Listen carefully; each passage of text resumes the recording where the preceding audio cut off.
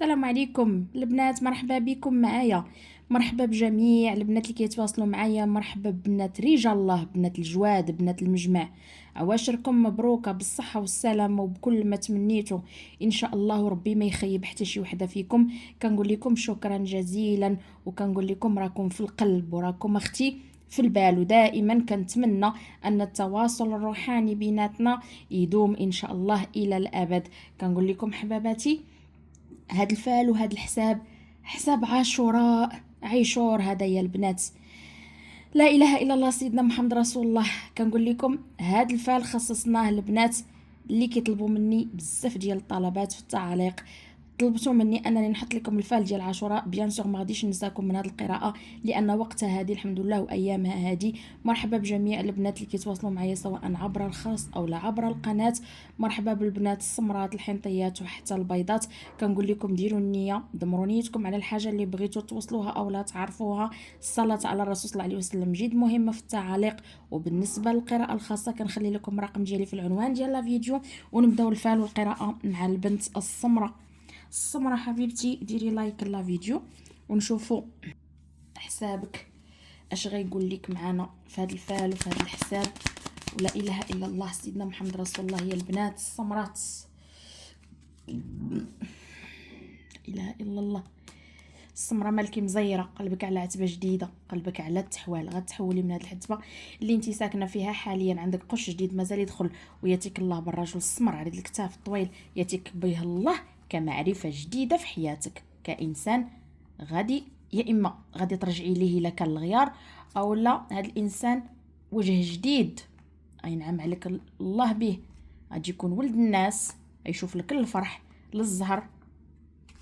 كنشوفك ضايقه بك هاد الايام، معصبه، ربي اللي عالم بحالك. حاسه براسك مطحطحه ومريضه، باغا تبقاي غير ناعسه. عندك بيت المال مفتوح ما شاء الله وتبارك الرحمن. عندك الميمه واقفه بالزياره بالصواب بالطبق بالحزاره. بنت الكحل طابعوا بالبيان، وبنت الكحل عمرها ما توحل. عندك السمر اختي في طريقك. عندك مع النتيجه اللي انت كتقلبي عليها والغرض اللي طالبه عليه الله ورجال الله مازال توصلي ليه، ومازال حياتك تنور، ومازال اي حاجه قلتي فيها بسم الله الا وربي ورجال الله تلقايهم حاضرين معاك فيها. السمره اختي كنشوفك هنا هاد العواشر دخلوا عليك شويه بالزيار، تخنقتي شويه وكتفوهي بزاف وحاسه براسك فيك النعاس، فيك واحد الدقديقه لا اله الا الله عليها. كاينه فيكم اللي كتوجد للسفر، عندك الطريق العريضه، وكاينه فيكم يا البنات السمرات اللي غادي يكون عندها لقاء فيه الفرح واعلام الفرح مع عائله، بالخصوص الا كنتي غتعرضي العائله ديال الام ديالك. عندك اختي ان شاء الله الزهر والفرح تابعينك فين ما مشيتي. وكنشوف على ان العديد من البنات السمرات هنايا. كنشوف اختي مازال ربي يوقف علامك ويهدم عليك او يهدم ظلامك. كنشوفك مازال ان شاء الله تكوني جالسه وتحطبي، انت ما كديري والو، الخير جاي وفايض عليك من كل جهه وجوايه. كنشوف عندك ركوب حديد جديد، عندك بيرمي جديد، عندك ان شاء الله ركوب حديد مازال تبدليه. كنشوفك ان شاء الله غادي تمشي الاحسن والامام، وربي غادي ينصرك على من عادك، لان كنشوف عندك شي اعداء هنايا كيشوفوا لك غير بالغدر وبالشمته. انت انسانه حقانيه، انت انسانه صريحه، ما عندك ما تخبي، انسانه باغيه توصلي، طموحه. ديما كنقولها لك يا السمره. فيكم بزاف ديال البنات اللي الحمد لله يعني مصرات على النجاح في الحياه، وعلى انكم توقفوا على رجليكم وتحققوا الاهداف ديالكم والمراد ديالكم. كاينه البنت السمراء هنا اللي عندك شويه ديال الغيار، وكاينه اسحار. حضي راسك بالخصوص اللي في علاقه مع السمر. كاين هجوم ضدكم هنايا، كاينين الناس اللي تابعينكم غير بالشمته وبالغيار، ومازال غادي تبكي بسبب هذا الانسان. لان كنشوف اختي عندك معاه هنايا كاين الخبال، كاين المانع والعارض بينك وبين السمر. السمر عريض الكتاف اللي عنده شويه الكريشه. هذا الانسان هذا عنده ركوب الحديد، كيسافر، خدام على طبله المخزن، اولا الوراق اللي خدام عليهم كيدوزوا على طبله المخزن. كنقول لك هذا الانسان منك ما يطلق يموت ويتسطع عليك، ولكن الغيار اللي بينك وبينه لا سمح للناس اللي كيكونوا السبب فيه. كنقول لك حبيبتي السمره، عندك عتبه جديده مازال توصليها، مازال تكسبيها، مازال ديريها في سميتك، عندك لقاء مع ناس، مع وجوه، عندك لقاء مع الوجه الغايب اللي شحال هادي ما شفتيش، غادي تكون بالفرحه وبالنصره، وهذا اللقاء غادي يكون لصالحك وماشي لضدك. كنشوفك انسانه مسالمه مسامحه في حقك وفي كل شيء، غير على قبل باش انك تعيشي بسلام، على قبل الراحه النفسيه اللي انت باغا تشريها بايديك لراسك. اما هنا اللي في علاقه مع الحنطي، كنشوف اختي هذا الحنطي شاده فيه واحد خيتي، واحد الانسانه معاه، فهمتي، معاه على بيت الفراش، على كيما نقولوا على لاله ومالو تقرقب سطالي. ولكن هذا الانسان الحنطي غير معقول، ماشي شي انسان اللي معقول، ماشي شي انسان اللي كيعطي الكلمه وكيوفي بها، وبينك وبينه كاين الغيار حتى على وراق. الا كان هذا الانسان خدام معاك راه كاينه شمته وكاين غدر. وهذا الحنطي هذا باش نجيكنيش انا السمره، هو كل نهار كيعطيك وجه، كل نهار كيظهر لك في شخصيه جديده، ما بقيتي فهمتي فيه حتى حاجه. بعض المرات كيوعدك بالزواج، كيقول لك انا باغي نتزوج، باغي معاك العتبه، باغي معاك عالم الفرح، باغي معاك تحقيق الهدف والامنيه. ولكن ملي كتجي الصراحه كتلقاي ان الصراحه حاجه اخرى، كتلقاي ان هذا الانسان بعيد كل البعد على المعقول وعلى الحاجه اللي تخلي بينك وبينه العلاقه غاديه مستمره فيما يرضي الله. كنشوفك تغبنتي من طرف هذا الحنطي، بيناتكم كاين الخبال وكاين الغيار، مع العلم على ان مواعدك بالزواج وهادر معاك على شحال من حاجه. ولكن اختي كاينه اسحار، فهمتي انت يا السمراء. بعض المرات كتقولي انا بطلت وعالجت والحمد لله ما كاين والو دابا، ولكن انا نقدر نقول لك ان الموانع باقا تابعك. السمراء اختي اللي في علاقه مع البيض، هذا الانسان كيشوف ليك، كيراقبك، كيبغيك ويموت ويتسطى عليك، بالخصوص الا كان كيخدم شي اعمال حره ديالو. شوفي اختي، انت عندك مانع حتى من الجن، عندك الجن العاشق، فهمتي، وعندك ميمون معكس لك كل شيء. بالنسبه لكم يا البنات لا بد لكم من انكم تصفيوا العتبه وتصفيوا الخشبه، ولا بد من انك تنظفي الطاقه السلبيه حتى من العتبه اللي كتعيشي فيها، لان كيكون صداع بين العائله، بين الاخوت، بين الجيران. دائما كتلقاي راسك ان يلا تجي ترتاحي، تجي تعيشي حياتك كيف بغيتي تعيشي، كتلقاي دائما كاين لاكاستيت، دائما كاين شد ليا نقطع لك. هنا كنقول لك السمراء لا بد لك من تنظيف الطاقه. كيف غادي تنظفي الطاقه ديالك وتحيدي عليك هاد الخبال وهاد الموانع؟ عولي ان الحمد لله حياتك ما يكون فيها غير الضوء، ما يكون فيها غير الحمد لله، الحاجه اللي تفرح والحاجه اللي تخليك عايشه بسلام، والحاجه اللي تخلي عندك الراحه النفسيه اللي انت كتقلبي عليها من زمان، غادي توصلك بالطابع وبالبيان. العتبه اللي غتبدليها غادي تكون مرزاقه، عتبه غادي تجلب لك الحظ، وغتكون الطاقه الايجابيه فيها عاليه بزاف. وكنقول لك من هذه القراءه ومن هذا المنبر على ان هذا الموسم او لا هاد الوقيته ديال عاشوراء، هاد المناسبه ديال عاشوراء غادي تزيري فيها شويه، ولكن من بعد الحمد لله غادي تشوفي وغادي تعيشي داكشي اللي كنتي كتحلمي تعيشيه غير في الاحلام وليس في اليقظه. غادي يوصلك ربي المراد ديالك بداكشي اللي بغيتي واللي تمنيتي، ولكن جري على راسك، وعندك الزياره واقفه عليك، تقدي مع جوادك وحيدي عليك العارض ديال الميمون، غتعيشي بخير وعلى خير. حتى اللي عندها هنايا الغيار وعندها الفراق مع مول الفال، كنوعدك انك الا مشيتي حتى خيتي وبطلتي وعالجتي كاين الرجوع، لانك انت كتبغيه وحتى هو كيعزك وكتكون بلاصتك عنده كبيره. بصح جري على راسك دائما وابدا، ما غتلقاي غير الزهر والخير والتيسير تابعك في طريقك يا البنت السمراء. نخرجوا من الفعل السمراء وندخلوا للحنطيه. الحنطيه مرحبا بك حبيبتي مره اخرى معنا في هذه القراءه وفي هذا الفعل. كنقول لك حبيبتي ديري لايك للفيديو وندخلوا نسمعوا الفعل ديالك والتسريحه ديالك اش غتقول لينا في هذه القراءه ديال مناسبه عاشوراء. وعواشر مبروكه ان شاء الله بالصحه والسلامه وطول العمر. هنايا غتسمعي خبار، وهاد الخبار غتبكي عليها شويه. هي الحنطيه جايك الحنطي، والحنطي عندك معاه الرجوع او عندك معاه اللقاء. انت يا الحنطيه كنشوف عندك بلوك بينك وبين مول الفعل، واخا تكوني مزوجه وعندك التريكه، هاد الانسان هاد الزوج ديالك معيشك المرار. كاينه مشاكل كثيره، وكاينه اختي على بيت الفراش، حتى كتجي تقولي الحمد لله هاني كنعيش كيف بغيت وبسلام، وفي الاخر كتلقاي الامور معاكسه. الزوج ديالك حتى هو عنده المانع والعارض من الجن، عنده المس، فهمتي. بعض المرات كيكون معاك في العلاقه الجنسيه كيفشل، وبعض المرات كيدخل الدار كيتعبس وكيولي عاقدهم بحال ليلا مدخلينه لجهنم. هادشي كله سبابه العوارض وسبابه العكوسات. بطليها الحنطيه بينك وبين الزوج اللي مزوجه بالاكثر. وكنشوف هنايا الحنطيات عندكم صداع، غيار في العتبه، عندكم الرشان كيتجدد، سبحان الله. مازال غادي تحضري في شي عرس، شي خطوبه، شي عقيقه، في شي حاجه، غتكوني حاضره مع الاهل اولا مع الجيران ولا مع العائله المقربه. الحنطيه كنشوفك متبوعه، تابعينك على اقل ما هي حاجه. الحنطي كيبغيك عندك معاه الرجوع وعلى بيت الفراش وعندك معاه طريق، لان كنشوفك انت في بلاصه وهو في بلاصه، اولا الطريق بيناتكم غتكون فيها طريق سفر اولا لقاء على طريق السفر. هاد الحنطي ما عرفتيش انت منين تشديه، هي في الحقيقه كاينين عوارض من عندك انت حتى انت معموره. الاحلام اللي كتحلمي غير براسك باغا طيحي من شي بلاصه، كتحلمي بالمراه كتوقف عليك كتهضر معاك ولا كتعطيك شي حاجه، كتحلمي بالحيوانات تابعينك باغيين يعضوك اولا كيجريو عليك. هادشي كله ان دل على شيء كيدل ان عندك موانع خطيره، خاصك تنقي الخشبه ولا العتبه ديالك من كل اذى ومن كل شر. وكنشوفك هنا راه عارفه راسك انتي عندك اختي العكوسات وعندك اسحار قديمه، ماشي غير انتي، عندكم كاملين الاهل ديالك الخوت الخواتات، لدرجه انكم ملي كتلاقاو على عتبه وحده كيكون الغيار وكتنوض قرباله، الشوك بيناتكم كيبدا كيتزرع. لا، كنقول لك هنا الحنطيه عطيتي بالظهر لبزاف ديال الناس سيرتو من العائله ومن الاقارب وحتى اللي خدامين معك. كملي على نفس المنهاج اختي، وكملي على نفس الطريقه، لان اللي لاق نليقو واللي ما لاق نسيقو. انت فاتلك سلفتي شي ناس اولا تعاملتي مع شي ناس بشي مبالغ ماديه و وقع بيناتكم الغيار، يا اما نصبوا عليك يا اما لحد الان ما فهمتي بيناتكم شي حاجه فيها المبالغ الماديه اللي مخلياك انك ما بقيتيش كتثقي في الحوايج اللي كتلبسي فوق من ظهرك. هنا كنشوف عندك زواج وعندك عتبه ومازال ان شاء الله ربي يكمل المراد، ولكن اللي هادشي عندها حتى كتوقف عليه وكيتعطل حتى كتخطب وكتفسخ اولا حتى كيدور بيناتكم موضوع فيه الزواج فيه المعقول فيه الحلال وكل شيء كيولي غير هباء منثورا. عليك اختي بالابطال وعليك بالعلاج، لان بلا ابطال وبلا علاج ما تقدري توصلي حتى شي نتيجه. الحنطيه هنا كنقول لك حياتك مازال تنور ومازال تعيشيها كيف بغيتي وكيف تمنيتي.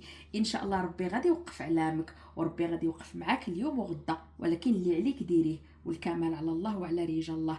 كنشوف حياتك غتنور، كنشوف ان شاء الله علام فرحك قريب منك. وانتي هانتي كيفاش كتجي هنايا عاطيها بالظهر، يعني حتى كتقولي انا فرحت انا وصلت النتيجه انا وصلت لهادي، في الاخر كلشي كيعاود يتعكس عندك. هادشي اختي راه بيديك انتي، العلاج والابطال راه بيديك انتيا.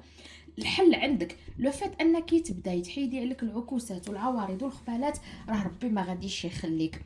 الحنطيه اللي في علاقه مع البيض، البيض كنشوفو اختي عنده مشكل في طابله المخزن بسبب مرض، وهاد الانسانه هادي الا كانت زوجه راه غادي يكون طلاق، الا كانت ديجا الطليقه ديالو راه داعيه على شي نفقه ولا شي دعوه ولا شي حاجه. المهم هاد الانسان الابيض عنده مشكل على طابله المخزن، يقدر يكون حتى مشكل ديال الخدمه، ولا كان قاطع البحر عنده مشكل ديال الاوراق عنده مشكل. المهم كاين هنايا مشاكل اللي هو كيعيشها في طابله المخزن، خلات ان الامور ديالو تكون معقده معاك. من نهار كيهضر معاك وبعد النهارات كيميك، وبعد المرات ما كيقولش لك حتى اشنو عنده ولا اشنو مالو ولا مناش كيعاني ولا شنو هو نوع المشاكل اللي كيعيشها حاليا في حياته. كنشوفك اختي انتي تبارك الله عليك عقل وعقل وازن الذهب، وتبارك الله عليك ذكيه وحتى واحد ما يقدر يديرها بك. ماشي شي انسانه اللي سهله، انسان يضحك عليها ولا اللي جاي يقولها جوج كلمات لا لا بالعكس. ولكن اللي نوصيك عليه هو انك تكوني حارسه على فمك وشنو كيخرج من هضره.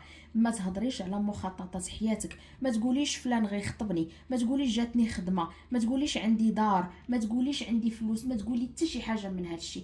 خلي خبزتك تكون مستوره حتى ربي يشوف شنو يدير فيها، لان لو فات باش انك تخرجي مع فمك هضره عليك ولا مخطط عليك ولا شنو كتعيشي ولا كيفاش كتعيشي ولا كذا، كل شيء كيتبطل عندك وكل شيء كيولي حبر على ورق.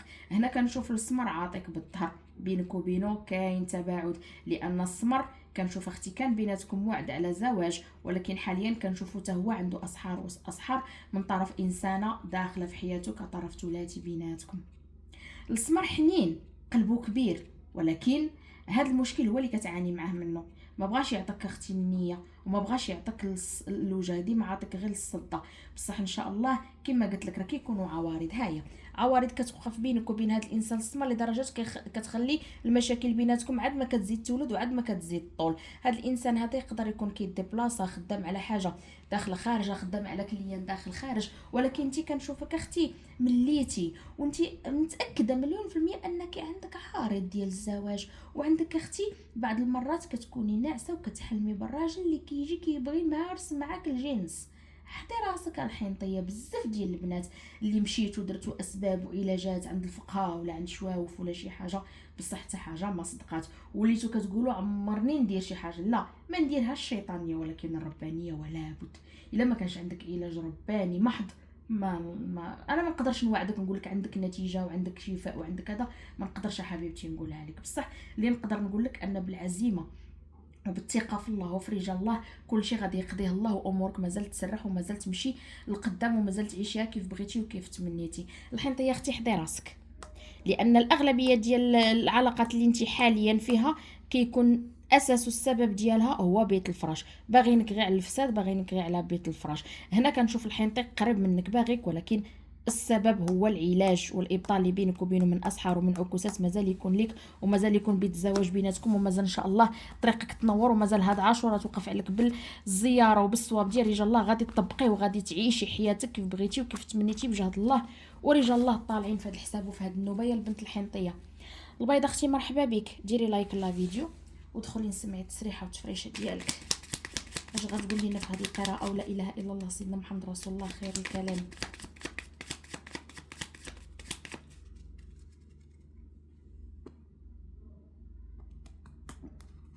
البيضه قلبك على الراجل. هاد الانسان خدام في طابله المخزن، راجل اجنبي، راجل كيلبس اللبسه ديال طابله المخزن اولا ديال شي خدمه، يعني عنده زي موحد ديال شي خدمه تخمامك فيه وفي راسك وياتيك الله بالفلوس. مازال ربي ينعم عليك بالزهر وبالرزق وبالتيسير، ومازال ايامك تعيشيها كيف بغيتي، لان بشاره الخير عندك في الطريق. عندك وراق على طابله المخزن، وبسبب هاد الوراق غتكون عندك معرفه جديده مع واحد الانسان غادي يبغيك، غيعشق فيك، غيتمناك. ولكن اللي نقدر نقول لك ها هي اسحار، عوارض، عكوسات على بيت الزواج عندك مقفول حبيبتي. ها انت شتي، ها انت حنا عاد كنقراو والكارطه كتزيد كتزكي وكتاكد لينا الهضره اللي كنقولوا. ها انت الرجال كيفاش دايرين عليك، كلشي يشوف ليك، كلشي باغيك، كلشي يتبعك، كلشي باغي النمره، كلشي باغي بيت الفراش. ولكن الحلال فينا هو كلشي هارب منه. وحتى اختي ملي درتي الحلال، ها انت هاني كنشوف البيضه هنا اللي مزوجه، ها انت شوفي المعاناه اللي وليتي كتعيشي لدرجه ان مصروفك اليومي ما بقيتيش لقيتيه. وكاين فيكم هنايا اللي كانت خدامه ومن بعد الزواج جلسات. هذا غلط كبير درتيه في حياتك. انت اختي البيضه عندك التابعه، والحاجه اللي فيها التابعه ما عمرك تفرحي لها. انت عندك التابعه على الصحه وعلى بيت المال، ومتابعينك حتى على الرجال كيقولوا برزقها وكيقولوا ناس باغيينها وكل شيء اللي شافها كيعشق فيها، ولكن ما عارفينش انك انت تاديتي بواحد الحاجه سميتها التابعه والعارض. عندك اختي بالطبع، وعندك اسحار قديمه دايزاك من عند السيده عريضه الكتاف اللي عندها شويه الصدر، وهاد الانسانه عندها الشعر كحل. كاينه في حياتكم. واش غادي نقول لك؟ وحتى اللي خدامات معاك كاينه هنا البيضه فايزين باغي البنات اللي خدامات معاها هما سبب مشاكلك، هما سبب العوارض اللي عندك حاليا. وكاينه اختي اللي باغيين يشوفوك مريضه، باغيين يشوفوك طايحه. ربي ورجال الله ما غاديش يتخلاو عليك. وكنقول لك انا بهذه المناسبه ديال عاشوراء، نوضي يا حبيبتي جري على راسك، عطي اللي في جهدك وقدمي اللي عندك وديري السبب والعلاج الرباني الروحاني النوراني اللي ما عمرك غاديه تندمي عليه. يا البنت البيضاء كنشوف حياتك غاديه تعيشيها كيف بغيتي. ها هو عالم الفرح، ها بيت الفرج، ها العتبه الجديده، ها الطريق المسرحه، ها طريق الزهر والفرح والتيسير، ها العكوسات تمشي. ولكن جري على راسك الا بغيتي توصلي لهاد النتيجه. اما حاليا راه كنشوفك دايره بالخبال وبالمشاكل، فهمتي؟ عندك مشاكل لا تعد ولا تحصى. كنشوفك اختي هنا عندك مشكل على طابله المخزن، وهذا المشكل اللي على طابله المخزن سبب وراق، فهمتي؟ اولا حاجه ثقيله دخلات خرجات سلعه خدمه طريق. وكاينه اللي قاطعه البحر هنايا البيضه اللي كتعيشي واحد المأساة اللي لا اله الا الله عليها. ربي غادي يهز علامك وربي غادي يوقفك على رجيلاتك، ولكن سبب عبدي وانا نعينك. السبب والعلاج ولا بد منه اختي البيضه. البيض شوفي كيعشق فيك، كيموت عليك، كيبغيك، يعني حب حقيقي. ولكن باش يوصل لك وباش يكمل معك على نيه وتكبير، هانتي شوفي الاسحار، حتى كتهضروا على الزواج، كتنسقوا بيناتكم، حتى كتقولي صافي هذا الانسان ما منوش جوج، ربي خلقوا ليا وانا خلقني ليه، وكيجي الغيار بيناتكم وكتنوض صباط بيناتكم، وكينوض الغيار والعكوسات وشد ليا نقطع عليك، وعاوتاني كترجعوا، ولكن كترجعوا على نفس المنهج. دائما كاين الغيار وكاين العكوسات وكاين الصدة، كل واحد فيكم كيصد الجي. انت مازال غتكون عندك خدمه عليها تدخلي فلوس، ومازال ان شاء الله الا كنتي خدامه ربي ينعم عليك بشي فليسات في الصالير او لا بريم ولا شي حاجه اللي غتفرحك في حياتك. كاين هنا اللي غيكون عندها الكونجي، والكونجي فيه السفر وفيه الفلوس، ومازال ان شاء الله تلاقاي مع وجوه جديده في هذا الصيف ان شاء الله. في هذه المناسبه ديال الصيف غادي تلاقاي بوجوه جديده، غادي تلاقاي بناس اللي غادي ينويو معاك المعقول، ولكن للاسف المانع والعارض اللي عندك ما مخليكش انك تعيشي حياتك وتكملي حياتك كيف بغيتي وكيف تمنيتي. لا، هنا كنقول لك اختي ديري اللي في جهدك وحيدي عليا من طريق الفقه. ها انت شوفي الفقه بقد ما كيعطيوك اعمال ولا شي حاجه كتمشي ديريها، بقد ما كتزيد تكفس عندك الدنيا، بالخصوص اللي اللي كتشعل الشمع. ها هو الشمع كيرجع لك بالندامه، كيرجع لك بالدموع، بالغيار، بالعكوسات. السمر بينك وبينه كاينه اسحار، كاينه تحبيسه. السمر كيبغيك انت، العشق الممنوع عنده، فهمتي؟ راه كيعشق فيك كيف ما كيعشق في روحه وفي نفسه، ولكن سبحان الله كيجي معاك الحلال وكلشي كيلقى كلشي ولا ممنوع. فهمتي؟ جري على راسك البيضه، لان الخير جايك لقدام، والخير مازال يفيض في وجهك، والخير انتي مولاتو وانتي تعيشي فيه، وانتي ان شاء الله تولي تشديه بيدك وتفرقيه على عباد الله بكثر ما داكشي اللي غادي يجود عليك الله ويجودوا عليك به رجال الله. فيضي نيتك، لان عندك زياره ديال الميمه، وكاين هنايا اللي عندها زياره ديال المجمع كامل.